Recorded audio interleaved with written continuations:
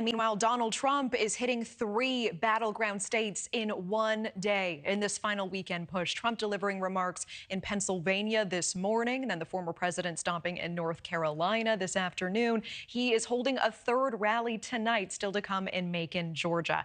And News Nation's Laura Ingle is live in Lancaster County, Pennsylvania, where Trump held that first stop today. Laura, is Trump sticking to the same stump speech that we've been hearing, or did you notice something different, something stronger today? Absolutely a little bit different, Natasha. We've heard a lot of the same talking points, but many did notice that there was this different tone today in Pennsylvania, a little bit different from his regular speeches as we're in this home stretch, still touting his accomplishments while President talking about the things that he would do if elected once again, while also questioning the integrity of the vote and taking a pretty major stab at members of the media.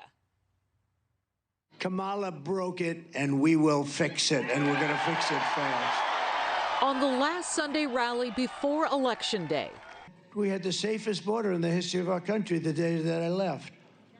I shouldn't have left. Former President Donald Trump told a crowd of supporters that he shouldn't have left the White House after the 2020 election, while also dismissing new polls that put him behind his opponent, and took an aggressive jab at the media while describing the protective glass around his podium on stage. And I have this piece of glass here, but all we have really over here is the fake news, right?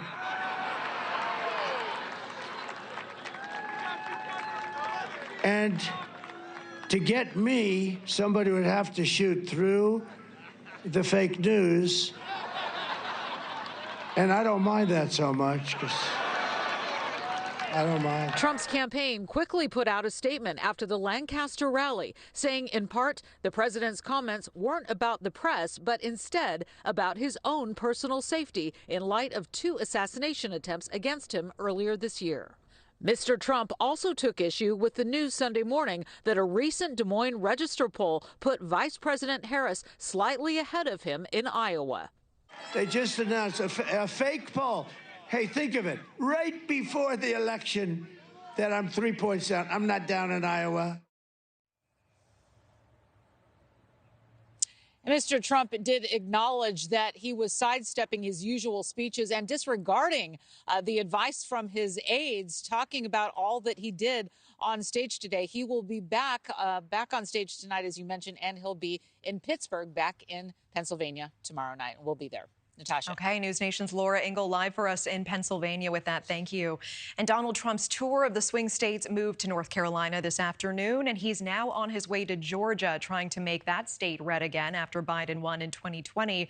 Thanks for watching. Go to joinnn.com to find News Nation on your screen. And don't forget to click the red subscribe button below to get more of News Nation's fact-driven, unbiased coverage.